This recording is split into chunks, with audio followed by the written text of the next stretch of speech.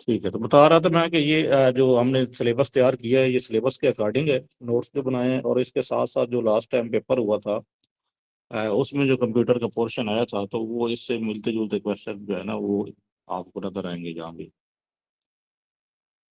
इसको हम स्टार्ट करते हैं।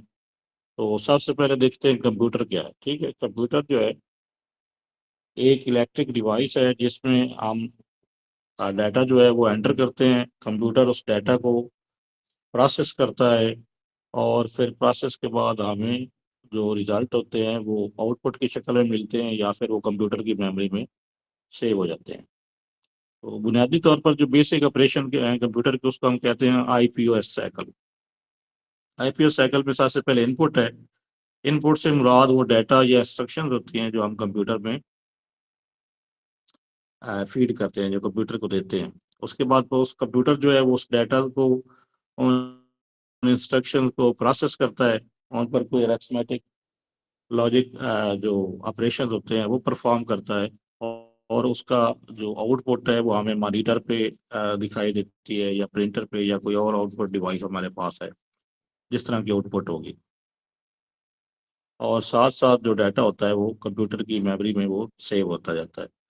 तो एक तो इसको भी आपने ये ध्यान में रखना है कि सम टाइम, मतलब ये है तो बेसिक सी चीज़, लेकिन ये एब्रीवेशन वगैरह अगर पेपर में लिखे हुए हों तो उससे कंफ्यूजन पैदा होती है। तो ये आईपीओएस साइकिल जो है, इसको अगर पूछा जाए पेपर में क्या होता है, तो उससे आई से इनपुट, पी से प्रोसेसिंग, ओ से आउटपुट, और एस जो है उससे स्टोरेज बनेगी।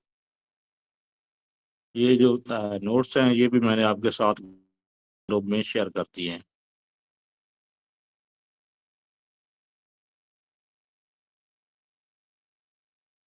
अच्छा, उसके बाद डाटा और इंफॉर्मेशन का जो डिफरेंस है, इसका आपको पता होना चाहिए कि डाटा जो है, जो हमारे पास रॉ फैक्ट्स एंड फिगर्स होते हैं, उनको हम डाटा कहते हैं, जिस पे अभी तक प्रोसेस होना होता है। और जो प्रोसेस के बाद डाटा जो है वो इंफॉर्मेशन में कन्वर्ट हो जाता है। ठीक है, जैसे ये देखिए, अगर आप, तो एक तरफ डाटा है, ये 5 लिखा हुआ है, सिटीजन, टॉप, जॉन, मैंगोज बार, 1980। तो ये मुख्तलिफ इंफॉर्मेशन हैं, लेकिन ये इनकी कोई तरतीब नहीं है। ठीक है, ये रॉ इंफॉर्मेशन या रॉ फैक्ट्स हैं।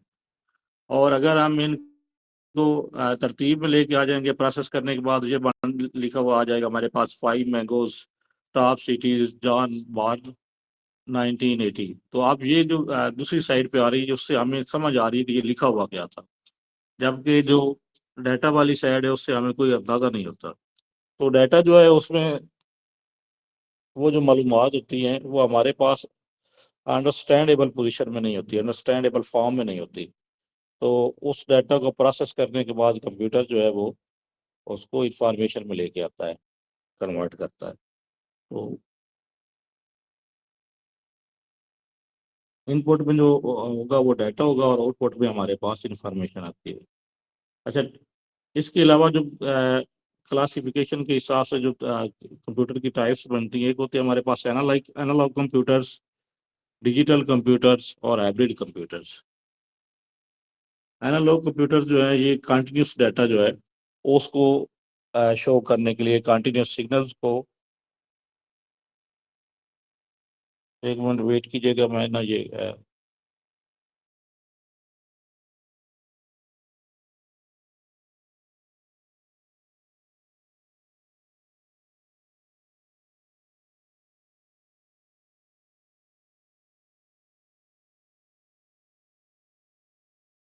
अच्छा, ये बता रहा मैं एनालॉग सिग्नल्स का कि इसमें जो डाटा है वो कंटिन्यूस शक्ल में होता है।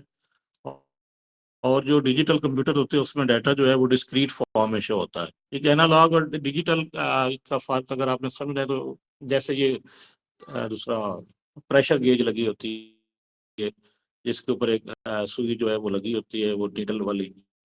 तो वो प्रेशर शो कर रही होती है कि 20 प्रेशर है, 20.1 है, 20.2 है। ठीक है, तो उस तरह की जो चीज़ होती है वो होता है एनालॉग कंप्यूटर। और जहाँ पे डिजिट्स की शक्ल में हमारे पास डाटा आ रहा होता है, ठीक है, कि 5 और 4 को प्लस करें तो 9 आंसर आ जाता है। तो ये 9 आंसर जो है ये हमारे पास कोई डिजिट आया है, जैसे कैलकुलेटर है जिसकी मिसाल। तो ये एनालॉग और डिजिटल होगा, और उस हाइब्रिड कंप्यूटर होगा जिसमें दोनों जो है ना सपोर्ट करता है, एनालॉग को भी सपोर्ट करता है और डिजिट्स को भी सपोर्ट करता है। तो गाड़ी का स्पीडोमीटर जो है वो एक एनालॉग कंप्यूटर की आपसे मेरे लिए एग्जाम्पल है, और जो कैलकुलेटर हमारे पास है वो डिजिटल कंप्यूटर की एग्जाम्पल है। आमतौर पर जो एनालॉग कंप्यूटर होते हैं इनकी मेमोरी पावर जो है वो बहुत कम होती है, उसके बरक्स जो डिजिटल होते हैं इनमें स्टोरेज या मेमोरी जो है वो ज़रा ज़्यादा होती है। अच्छा, ये दरमियान स्टार्ट में कुछ बेसिक सी चीज़ें हैं। कैरेक्टरिस्टिक्स ऑफ कंप्यूटर कि कंप्यूटर जो है उसमें प्रोसेसिंग की स्पीड जो है वो बड़ी आई होती है।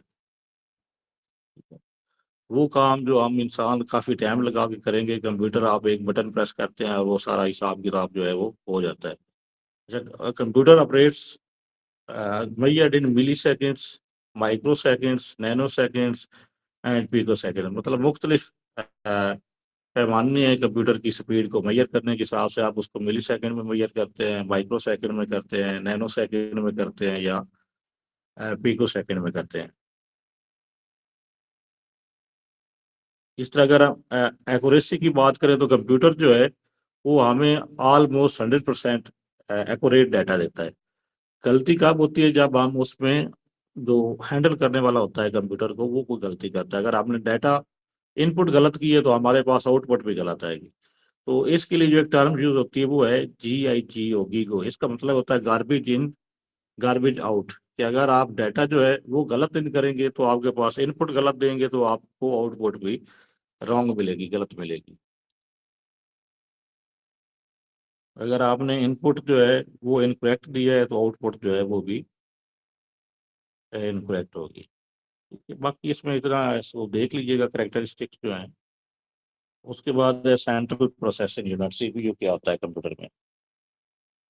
CPU को हम प्रोसेसर भी कहते हैं, माइक्रो प्रोसेसर भी कहते हैं, ब्रेन ऑफ कंप्यूटर भी इसको हम कहते हैं। और ये कंप्यूटर के तमाम ऑपरेशन जो होते हैं, जो इंस्ट्रक्शन एग्जीक्यूट होती है उनको कंट्रोल करता है, उनको मैनेज करता है और डाटा के फ्लो को कंट्रोल करता है।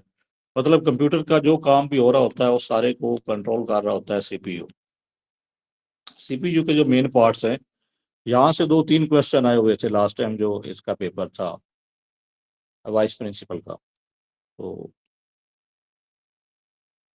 मेन कंपोनेंट्स में सबसे पहला कंपोनेंट हमारे पास है ALU, अरिथमेटिक लॉजिक यूनिट। तो ये जो है ये अरिथमेटिक ऑपरेशन सारे परफॉर्म करता है, जिसमें एडिशन है, सब्ट्रैक्शन है, मल्टीप्लिकेशन है, डिवीजन है। ठीक है, और इसके साथ साथ जो लॉजिकल ऑपरेटर होते हैं, greater than, smaller than, equal to, या बोलियन लॉजिक्स जो होती हैं, एंड है, और है, नॉट है, इस तरह की जो लॉजिक्स ये होती हैं तो वो सारी इसमें आ जाएंगी अरिथमेटिक लॉजिक यूनिट में। तो मतलब इसमें सारे जो मैथमेटिकल हैं और लॉजिकल कंप्यूटेशन है कंप्यूटर की CPU की, वो अरिथमेटिक लॉजिक यूनिट में होंगी। उसके बाद हमारे पास है कंट्रोल यूनिट।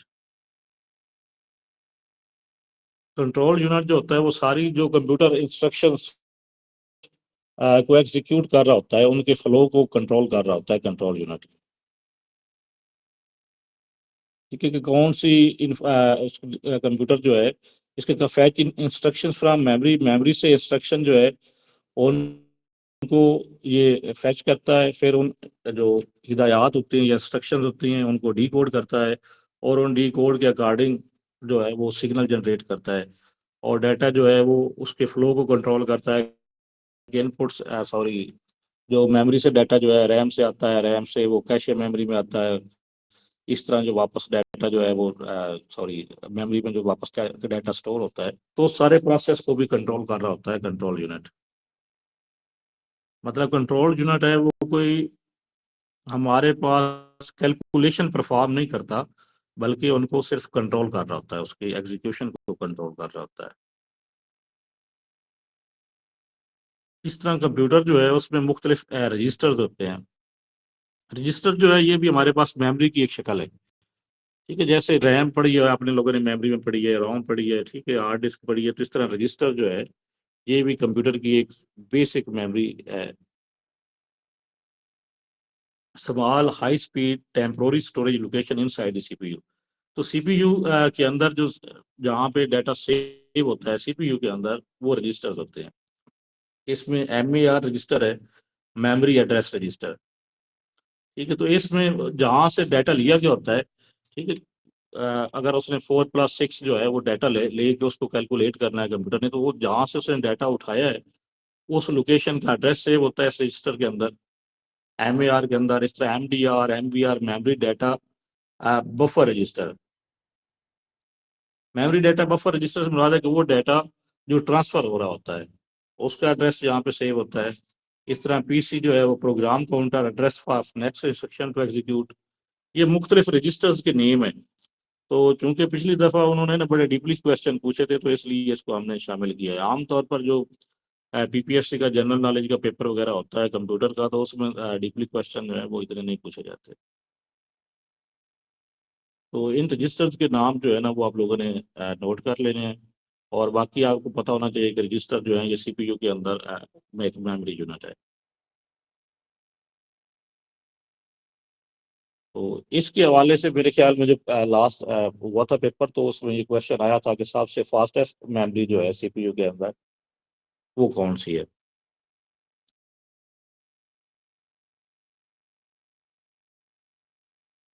अच्छा, इसके साथ ना एक और चीज़ है, क्लॉक स्पीड।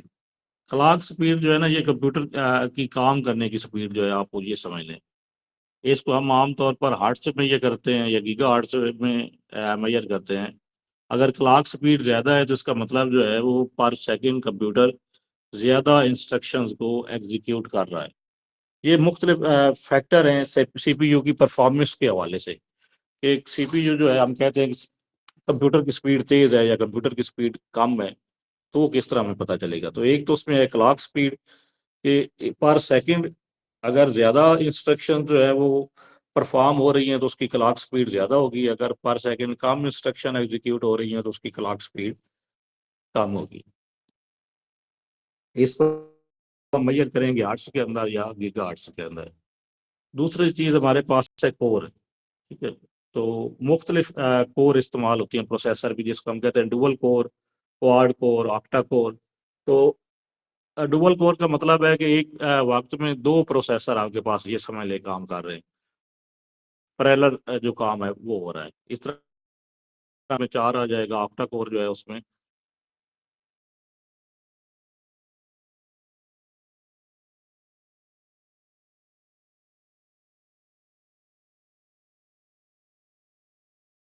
अगर पहले फर्ज करें, सिंपल सीपी जो है उसमें एक के अंदर 4 हो रही होंगी, ऑक्टा कोर के अंदर 8 हो रही होंगी। अच्छा, इस तरह हमारे पास है cache memory, small ultra fast memory inside CPU to reduce access time to frequent use data. ठीक है, कि जो डाटा फ्रीक्वेंटली यूज हो रहा होता है तो कंप्यूटर जो है वो आमतौर पे डाटा जो है वो पहले रैम में आ जाता है, रैम से वो आ जाता है उसमें कैशे मेमोरी के अंदर। इसलिए वहां पे डाटा आ जाता है कि बार बार कंप्यूटर को डाटा जो उसकी सेकेंडरी मेमोरी है वहां से डाटा ना लेना पड़े। तो उससे कैशे मेमोरी ज्यादा होगी, अवेलेबल होगी, तो उससे आपकी स्पीड जो है वो CPU की काम करने की सलाहियत बढ़ जाएगी प्रोसेसिंग की। ये जो है कैशे मेमोरी, इसके आगे मुख्तलिफ लेवल हैं। ठीक है। इसमें L1 कैशे है, L2 कैशे है और L3 कैशे है। L1 कैशे जो है ये सबसे स्मॉल मेमोरी है, ये फास्टेस्ट है और इनसाइड CPU कोर होती है। इस तरह जो L2 कैशे है ये लार्जर मेमोरी होती है और L1 की निस्बत स्लो होती है, मे बी इनसाइड और नियर CPU के करीब या बिल्कुल उसके साथ हो सकती है। इस तरह जो L3 कैशे है ये मुख्तलिफ कोर्स के दरमियान होती है। ठीक है, जैसे डुअल कोर हमने पढ़ा है या ऑक्टा कोर पढ़ा है। और इसमें जो स्पीड है वो ज़रा स्लो होगी, L2 की निस्बत L3 में और स्पीड स्लो हो जाएगी और ये रैम के करीब होगी। तो ये L1 कैशे जो है ये CPU के करीब है, कोर के करीब है, तो इसकी ये कह रहे हैं कि ये फास्टेस्ट कैशे मेमोरी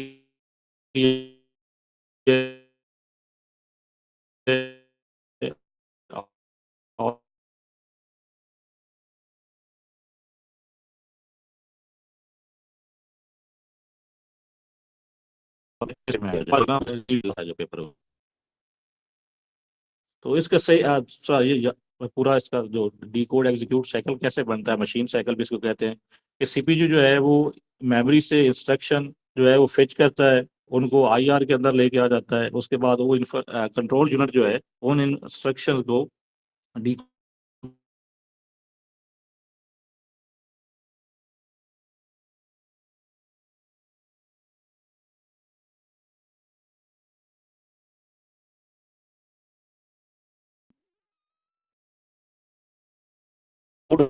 जो अपने एग्जीक्यूशन है वो होती है, अरिथमेटिक लॉजिक यूनिट जो है वो अपना काम करता है, और उसके बाद डाटा जो है वो स्टोर हो जाता है। तो ये बुनियादी तौर पे 4 स्टेप इसके अंदर बनते हैं, फैच डिकोड।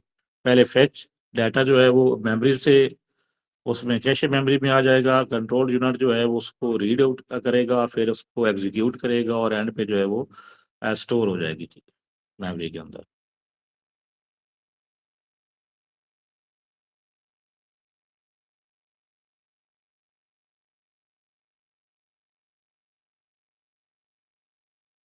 आगे ये मुख्तलिफ कंपनियों के नाम कुछ लिखे हुए हैं कि जो सीपीयू मैन्युफैक्चर करती हैं, जिसमें Intel core i3 i5 i7 i9, ठीक है।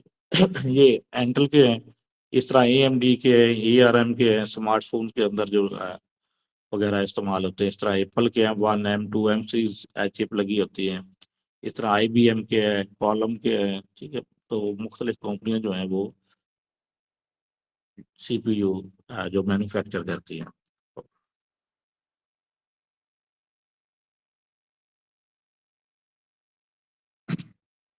ठीक है, ये कुछ इंपॉर्टेंट पॉइंट है कि अरिथमेटिक लॉजिक यूनिट जो है इसमें से ये क्वेश्चन पूछा जा सकता है कि अरिथमेटिक यूनिट जो है वो कौन से काम करता है, लॉजिक यूनिट कौन से काम करता है। ठीक है, कंट्रोल यूनिट के काम के हवाले से क्वेश्चन आ सकता है। जो रजिस्टर है आपके पास, ये ऊपर जिनके नाम लिखे हुए थे, PCA IR ACC MAR MDR, इनके कामों के हवाले से क्वेश्चन आ सकता है। और जो मशीन साइकिल हमने भी पढ़ा है,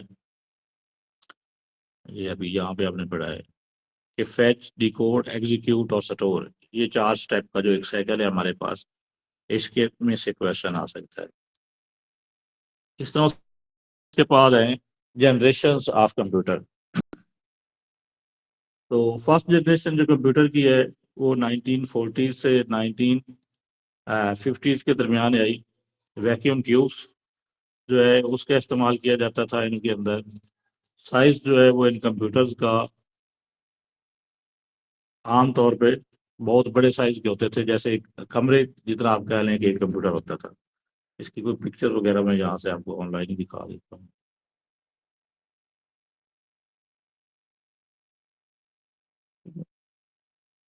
मतलब कंप्यूटर की साइज जो है ना वो बहुत ज्यादा थे, एक एक कमरे के जितना आप कह लें कि एक कंप्यूटर होता था। ये आपके सामने एक तस्वीर जो है वो शो, बल्कि ये तस्वीर शो नहीं हो रही थी क्योंकि मैंने उसकी एक ही शेयर की है स्लाइड, सिर्फ PDF फाइल जो है वो शो हो रही है आपके। अच्छा, वैक्यूम ट्यूब जो है इसके अंदर large in size, consume huge amount of electricity, बिजली बहुत ज्यादा चाहिए होती थी इन कंप्यूटर्स को चलाने के लिए। हीट बहुत ज्यादा पैदा होती थी, प्रोसेसिंग स्पीड इनकी कम होती थी, एक्सपेंसिव होते थे, और प्रोग्रामिंग करना जो है वो मुश्किल होता था। ये फर्स्ट जनरेशन कंप्यूटर्स के हवाले से है। इसके एग्जांपल हैं ईनिक, यूनिवैक, एलिवैक।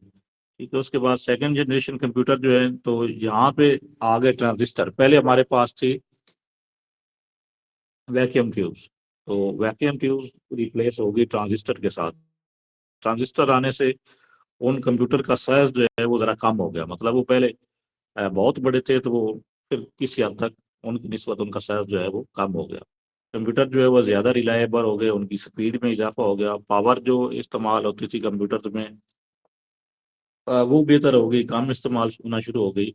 और असेंबली लैंग्वेज जो है और हाई लेवल लैंग्वेज, वो इन कंप्यूटर पे इस्तेमाल करना पॉसिबल हो गया। ये लैंग्वेज वगैरह जो है ये हम इसको अगले लेक्चर में पढ़ेंगे कि लैंग्वेज, असेंबली लैंग्वेज क्या है, हाई लेवल लैंग्वेज कौन सी होती है। और मैग्नेटिक कोर मेमोरी जो है वो इन कंप्यूटर्स के अंदर इंट्रोड्यूस हुई। इसकी मिसालें IBM 1401, IBM 7094। तो ये कंप्यूटर जो है ये सेकंड जनरेशन के कंप्यूटर है। इस तरह उसके बाद थर्ड जनरेशन के कंप्यूटर जो है ये 1960s से 1970s के दरमियान, इनमें IC चिप्स आ गई, इंटीग्रेटेड सर्किट्स आ गए। IC के आने से इनका साइज जो है वो बिल्कुल छोटा हो गया। ठीक है, जैसे आजकल हमारे पास कंप्यूटर्स हैं। तो सबसे बड़े साइज के कंप्यूटर जो थे उनमें वैक्यूम ट्यूब थी फर्स्ट जनरेशन के अंदर। सेकंड जनरेशन के अंदर उनके अंदर ट्रांजिस्टर लगे होते थे। थर्ड जनरेशन कंप्यूटर जो है इनके अंदर आईसी चिप लगी होती है, इंटीग्रेटेड सर्किट लगा होता है। तो इस ये कंप्यूटर जो है ये मल्टी प्रोग्रामिंग है, मल्टी टास्किंग है, मतलब एक वक्त में ज्यादा काम कर रहे होते हैं। IBM सिस्टम 360 PDP-8 ये इन कंप्यूटर्स की एग्जांपल है। उसके बाद हमारे पास है फोर्थ जनरेशन कंप्यूटर। ठीक है, ये इसमें माइक्रो प्रोसेसर आ गया, उसमें इंटीग्रेटेड सर्किट सर्किट था इससे पहले जो हमने पढ़ा है। थर्ड जनरेशन तो फोर्थ जनरेशन जो है इसमें माइक्रो प्रोसेसर इस्तेमाल होता है।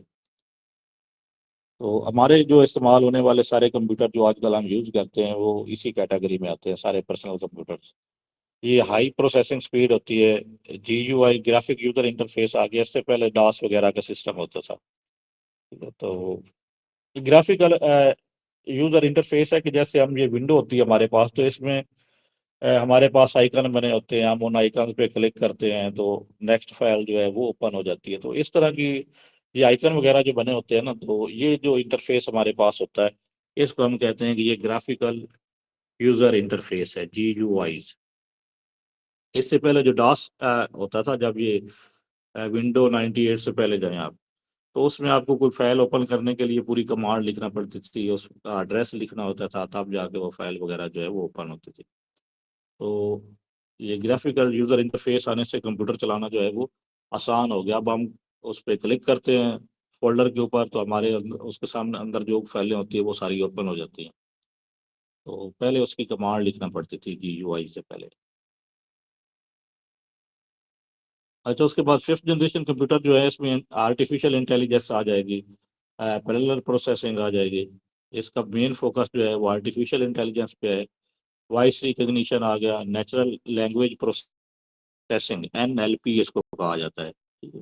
तो जैसा कि अब बहुत सी AI टेक्नोलॉजी जो है वो वॉइस रिकग्निशन में इस्तेमाल हो रही है, आपकी आवाज़ से उसको पता चल जाता है। या कंप्यूटर जो है वो बिल्कुल आप वो बोल के भी आपको बता देता है, natural language processing. Machine learning, robotics वगैरह वो सारी चीज़ में से आ जाएंगी। तो ये 5 जनरेशन सी कंप्यूटर की, इसका अगर आप थोड़ा सा रिवाइज करें तो फर्स्ट जनरेशन के अंदर जो है वो वैक्यूम ट्यूब हैं, सेकंड जनरेशन के अंदर ट्रांजिस्टर हैं, थर्ड जनरेशन के अंदर इंटीग्रेटेड चिप्स हैं, इंटीग्रेटेड सर्किट्स हैं, फोर्थ जनरेशन के अंदर माइक्रो प्रोसेसर हैं, और फर्स्ट फिफ्थ जनरेशन जो है उसमें आर्टिफिशियल इंटेलिजेंस वगैरह आ जाएगी।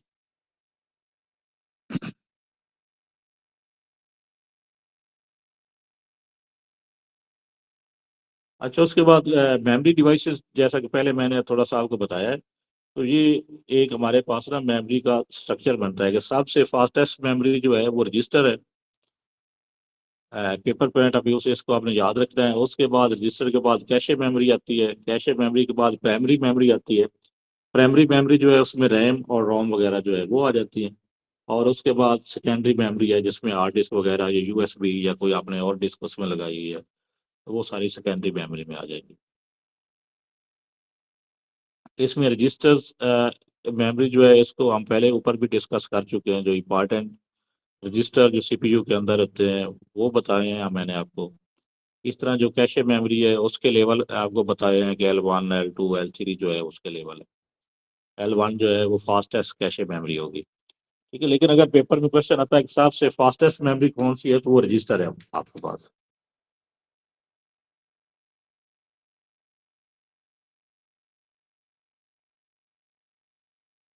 अच्छा, प्राइमरी मेमोरी वो मेमोरी होती है जिसको कंप्यूटर डायरेक्टली असेस कर रहा होता है, जैसा कि रैम है या रोम है। ठीक है, तो ये मोस्टली वोलेटाइल होती है रोम के अलावा। रोम जो है वो स्टैटिक होती है हमारे पास। इसमें जो करंटली जो प्रोग्राम चल रहा होता है, ठीक है, उसका डाटा रैम के अंदर आ जाता है। तो पहले तो वैसे तो सारी चीज़ें जो है ना कंप्यूटर के अंदर, जैसा कि आपको पता है कि वो हार्ड डिस्क के अंदर स्टोर होती है। लेकिन जब हम कोई प्रोग्राम जब उसको रन करते हैं तो हार्ड डिस्क से उसका प्रोग्राम का डाटा जो है वो सारा रैम के अंदर आ जाता है, प्राइमरी मेमोरी में आ जाता है वो डाटा।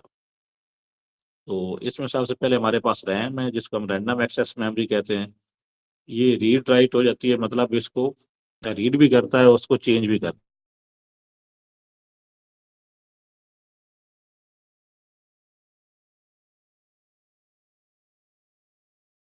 वो मिल जाती है। वोलाटाइल होती है मेमोरी, वोलाटाइल का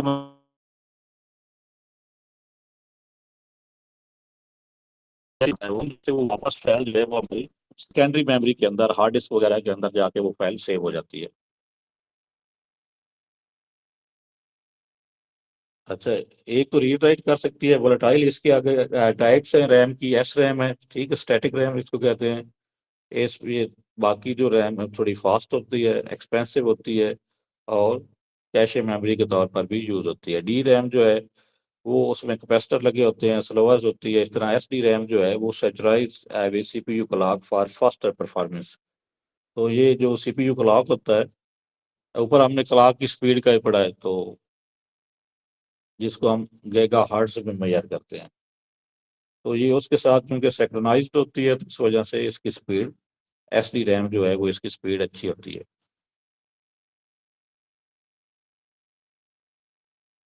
इस तरह D D R S D RAM है, double data rate S D RAM.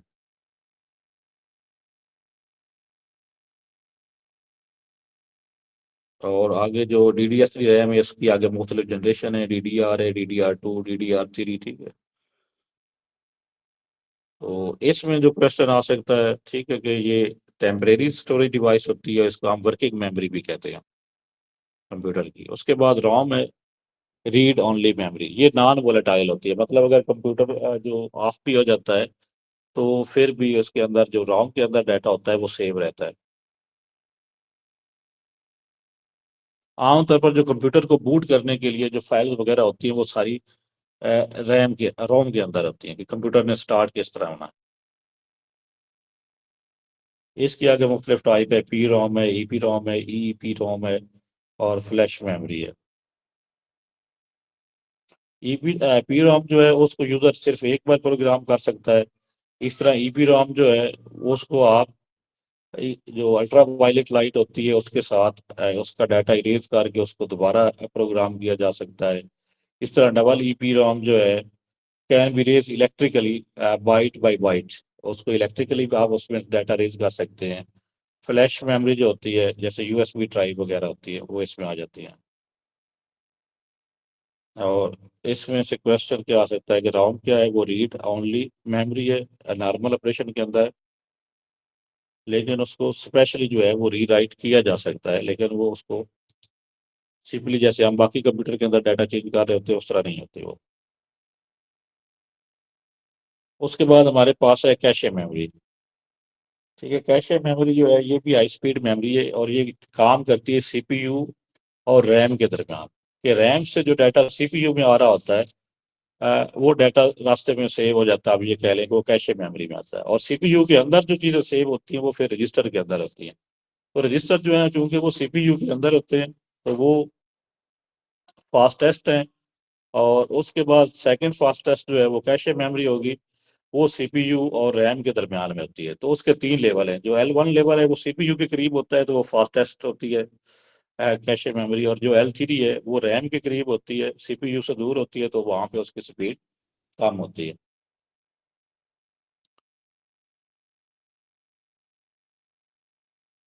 ये लेवल वगैरह मैंने पहले आपको बता दिए हैं। तो उसके बाद ये भी टेम्परेरी मेमोरी होती है, ठीक है, जो डाटा कंप्यूटर इस्तेमाल कर रहा होता है वो यहाँ पे आता है रैम के बाद।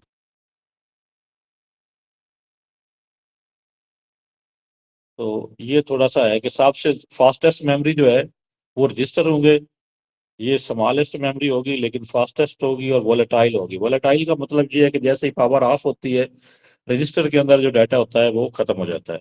इस तरह सेकंड जो इसमें है कैशे मेमोरी जो है वो भी ये फास्टेस्ट है ऊपर वाली, और ये वेरी फास्ट है, केबी से एमबी के दरमियान जो है वो इसका साइज होता है। और ये भी वोलेटाइल होती है कि जब कंप्यूटर को पावर ऑफ होती है तो मेमोरी जो है वो साफ हो जाती है। इस तरह रैम जो है वो फास्ट है, जीबी के अंदर 2 जीबी, 4 जीबी की रैम हो सकती है, 8 जीबी की हो सकती है। उसके बाद सेकेंडरी स्टोरेज जो है ये सबसे श्रेष्ठ होती है, जैसा कि हार्ड डिस्क होती है हमारे पास, और टीबी में इसका साइज होता है।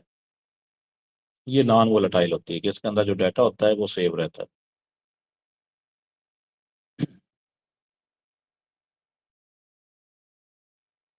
जो non volatile memory, secondary memory जो सारी है वो तकरीबन सारी की सारी नॉन वोलेटाइल होगी। उसमें आपकी हार्ड डिस्क आ जाती है, यूएसबी आ जाती है, इस तरह जो ड्राइव सीडी रोम वगैरह आती हैं वो उसमें आ जाती हैं। तो सबसे पहले इसमें हमारे पास है मैग्नेटिक स्टोरेज या हार्ड डिस्क, एचडीडी। इसमें स्पिनिंग मैग्नेटिक प्लेटर्स होते हैं, रीड राइट हेड होते हैं। मतलब वो जैसे आपने पहले इस जमाने में अगर वो चला के देखा, जैसे ये सीडी चलाते थे या वो वीसीआर वगैरह चलाते थे, तो उसके ऊपर भी एक रीड राइट हेड होता था। उसके अंदर वो केसट से चल रही होती थी, वो उसके ऊपर जो इंस्ट्रक्शंस होती हैं या जो डाटा होता था वो हेड जो है उनको रीड कर रहा होता था। तो हार्ड डिस्क भी बिल्कुल उसी तरह तकरीबन काम कर रही होती है।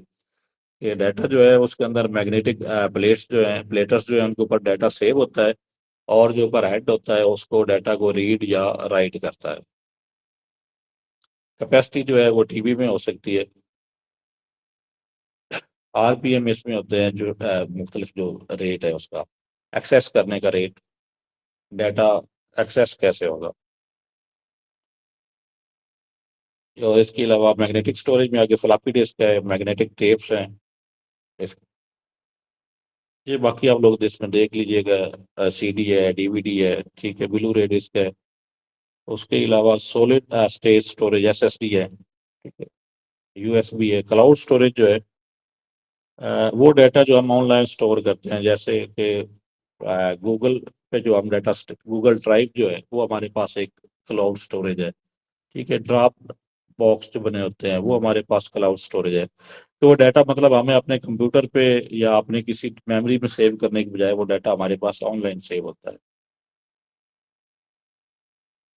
आगे कुछ ये मेमोरी यूनिट है, सबसे पहले होते हैं हमारे पास बिट, जीरो या एक जो है ना वो प्रोसेसर, उसको हम एक बिट कहते हैं। आगे जो चार बिट होते हैं वो मिलके एक निपल बनाते हैं।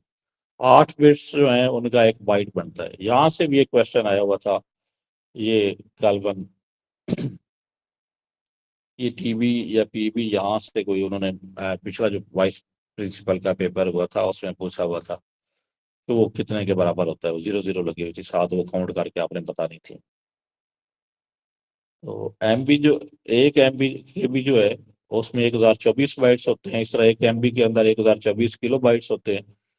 एक जो गैगा बाइट है उसके अंदर फिर 1024 मेगाबाइट होते हैं। एक टेराबाइट के अंदर 1024 जो है वो गैगाबाइट होते हैं। ये आप लोग इसको पढ़ लीजिएगा। सम टाइम ये जो हम पैकेज लगाते हैं ना कंपनियों के, तो वो कहते हैं कि हम ये फर्ज करें जैस का हमने पैकेज लगाया है कि 6 जीबी का पैकेज या 10 जीबी का है, तो जो कंपनी हमें पैकेज दे रही होती है ना वो 1000 के साथ दे रही होती है। मतलब 6 जीबी डाटा उन्होंने दिया तो वो 6000 देते हैं एमबी हमें। हालांकि वो 1024 के हिसाब से करें तो वो ज्यादा बन रहा होता है। तो सम टाइम मतलब इसको ना 1000 भी काउंट कर लिया जाता है, 1024 के बजाय।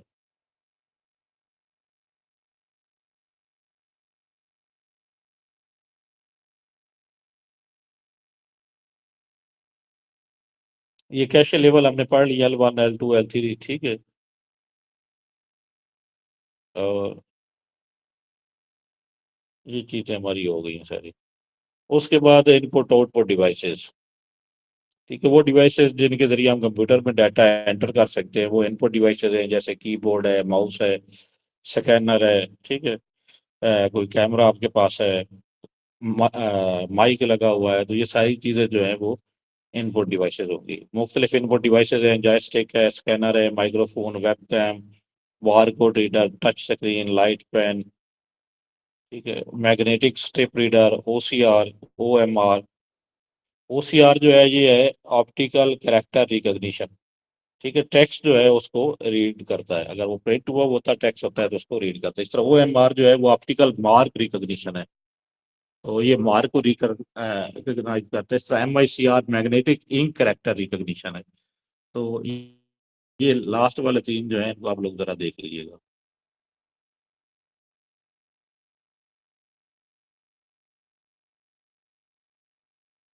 इस तरह आउट कंप्यूटर जो हमें डाटा शो करता है वो आउटपुट डिवाइसेस के जरिए होता है। आफ्टर प्रोसेसिंग उसमें मॉनिटर है, प्रिंटर है, प्लॉटर है, ठीक है, स्पीकर है, प्रोजेक्टर है, मुख्तलिफ आउटपुट डिवाइसेस है। इस तरह ये इनपुट आउटपुट पोर्ट्स जो हैं, यहाँ से भी एक एमसीक्यूज आया हुआ था। तो ये पोर्ट्स आपने याद करनी है, ये स्पेशली मैंने ये सारी पोर्ट्स शामिल की हैं कंप्यूटर की। यूएसबी पोर्ट लगी होती है आपकी, जहाँ पे आप यूएसबी लगाते हैं। ठीक है, तो ये एक पेरिफेरल डिवाइस है कि इसके थ्रू आप यूएसबी पोर्ट के अंदर, हम अब कल उसमें माउस लगा लेते हैं, जो माइक लग जाते हैं, हेडफोन लग जाते हैं। तो आमतौर पर तो हमारी जो पैराफेरल डिवाइसेज है वो आजकल सारी की सारी यूएसबी टाइप में होती हैं। ठीक है, इस तरह एचडीएमआई जो है, ये जो हाई मल्टीमीडिया होते हैं उनके लिए होती है आमतौर पर। ये पहले जो हमारे पास आते थे, ये आजकल जो मतलब आ रही है हमारे पास, एलईडी वगैरह जो हम लगाते हैं सीपीयू के साथ, तो उसके साथ जो पोर्ट होती है वो एचडीएमआई पोर्ट होती है। उसके बाद वीजी है, वीडियो ग्राफिक एरे है, ये वीडियो आउटपुट के लिए होती थी। एथरनेट पोर्ट है नेटवर्क कनेक्ट करने के लिए। ऑडियो जैक्स होते हैं माइक्रोफोन वगैरह कनेक्ट करने के लिए। PS22 पोर्ट है लिगेसी कीबोर्ड माउस कनेक्शन के लिए। ठीक है, वो गोल सी जो बनी होती थी पहले वाली। अब जो जदीद मतलब अच्छे माउस या कीबोर्ड आते हैं, तो वो यूएसबी पोर्ट के साथ भी कनेक्ट हो जाते हैं। Thunderbolt high speed data transfer and display connectivity. तो ये मुख्तलिफ पोर्ट्स जो हैं, इनको भी आपने याद रखना है।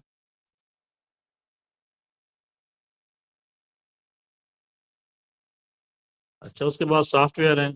इसमें सिस्टम सॉफ्टवेयर होता है, जो उसके पूरे सिस्टम को कंट्रोल कर रहा होता है। यहाँ तक काफी है, या इसको हम आगे कर लें जरा।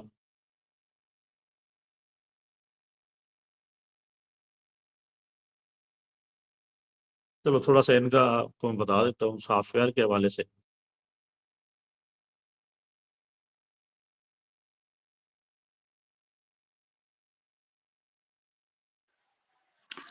सर काफ़ी है, क्योंकि ये नया सब्जेक्ट है, पहले इसमें होना नहीं है, इसलिए मेरा ख्याल काफ़ी होगा।